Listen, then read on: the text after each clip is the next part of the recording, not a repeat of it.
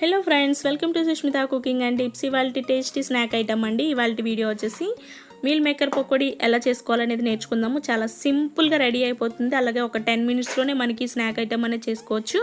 Meal maker pakodi అంటే చాలా బాగుంటుందండి. క్రంచీగా చాలా బాగుంటుంది అనమాట. మధ్య మధ్యలో ఈ ఉల్లిపాయ ముక్కలను తింటూ ఉంటే టేస్ట్ అంటే సూపర్ ఉంటుందండి. తప్పకుండా ట్రై చేయండి, మీకు నచ్చుతుంది. ఇప్పుడు దీన్ని ఎలా తయారు చేసుకోవాలనేది కూడా చూద్దాము. ముందుగా స్టవ్ పైన ఒక వెడల్పాటి గిన్నె ఒకటి పెట్టుకుని ఒక 3 గ్లాసెస్ వాటర్ యాడ్ చేసుకోండి. ఈ వాటర్లోనే మనం ఒక టీ స్పూన్ సాల్ట్ కూడా యాడ్ చేసుకుని హై ఫ్లేమ్ మీద 3 నిమిషాలు మరగనివ్వాలి.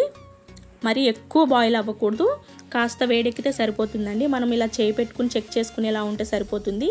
మరి చల్లగా ఉండకూడదు, కాస్త కాగాలి. ఇప్పుడు ఇవి కాగిన తర్వాత మనము మీల్ మేకర్ వచ్చేసి ఇక్కడ నేను 2 కప్స్ తీసుకుంటున్నాను. ఈ 2 కప్స్ మీల్ మేకర్ని యాడ్ చేసేసి ఒకసారి మొత్తంగా ఇలా కలిపేసేసి స్టవ్ ఆఫ్ చేసేయండి. స్టవ్ ఆఫ్ చేసిన తర్వాత ఒక 2-3 నిమిషాలు ఇలా మనము ప్రెస్ చేసామంటే వాటర్ మొత్తము పీల్చుకుంటుందండి. మీల్ మేకర్ పీల్చుకుని కాస్త డబుల్ సైజ్ అవుతుందన్నమాట. మీల్ మేకర్ మొత్తం చూడండి మనకి సైజ్ అనేది చేంజ్ అయింది కదా.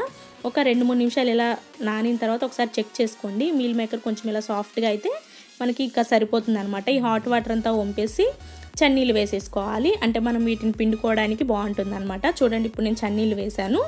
హాట్ వాటర్ తీసేసి వీటిని మన హ్యాండ్ తోటి గట్టిగా ఎక్సెస్ వాటర్ మొత్తం పిండేసేయాలన్నమాట. ఒక మిక్సింగ్ బౌల్ తీసుకుని ఈ మీల్ మేకర్ని ఇలా గట్టిగా పిండేసేయాలి. ఎక్సెస్ వాటర్ ఏం ఉండకూడదు.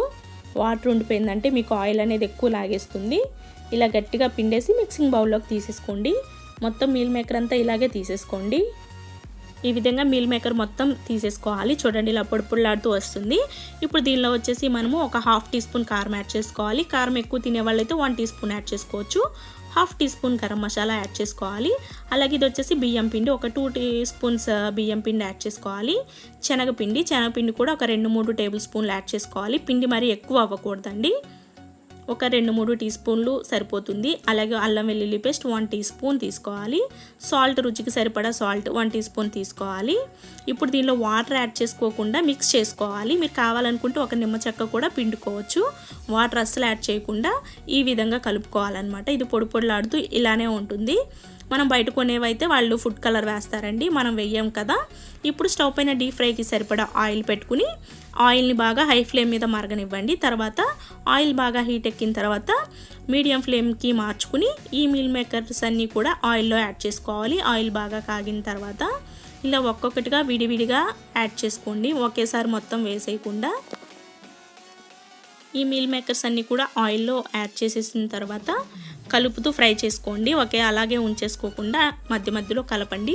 ఇవి ఫ్రై అవ్వడానికి ఒక 2-3 నిమిషాలు టైం పడుతుంది. తొందరగానే ఫ్రై అయిపోతాయండి. హై ఫ్లేమ్లో పెడితే తొందరగా మాడిపోతాయి. ఈ విధంగా కలుపుతూ ఫ్రై చేసుకోండి. మిగిలిన మీల్ మేకర్స్ అన్నీ కూడా మనం ఇలానే ఫ్రై చేసుకోవాల్సి ఉంటుంది. గోల్డెన్ బ్రౌన్ కలర్ వచ్చే వరకు ఫ్రై చేసుకోవాలండి. చూడండి, ఈ విధంగా ఫ్రై అయితే సరిపోతుంది. మొత్తం తీసేసుకోవచ్చు. ఇప్పుడు మనము ఇలా తీసేసుకుని ఒక గిన్నెలోకి తీసేసుకోవాలి. ఈ విధంగా ఫ్రై అయితే సరిపోతుంది అనమాట. చూడండి, ఇక్కడ నేను మొత్తం మీల్ మేకర్స్ అన్నీ కూడా రెడీ చేసేసాను. ఇప్పుడు వీటిని ఎలా సర్వ్ చేసుకోవాలో కూడా చూపిస్తున్నాను. సర్వింగ్ ప్లేట్లోకి తీసేసుకోవాలి. ఫస్ట్ తీసేసుకున్న తర్వాత దీనిపైన మనము ఆనియన్స్ అలాగే లెమన్ పెట్టుకుని గార్నిష్ చేసుకుంటే చాలా టేస్టీగా ఉంటుందండి. మధ్య మధ్యలో ఈ పకోడీ వచ్చేసి క్రిస్పీగా ఉంటుంది కదా. మధ్య మధ్యలో ఈ ఆనియన్ పీసెస్ని కొరుక్కుంటూ తిన్నామంటే చాలా బాగుంటుందండి. అలాగే నిమ్మరసం కూడా పైన కాస్త చల్లుకుంటే చాలా బాగుంటుంది. ఓకే ఫ్రెండ్స్, మనకి ఫైనల్ రెసిపీ అయితే ఇది. ఈ వీడియో మీకు నచ్చినట్లయితే తప్పకుండా లైక్ చేయండి, షేర్ చేయండి. Thanks for watching. Please do subscribe.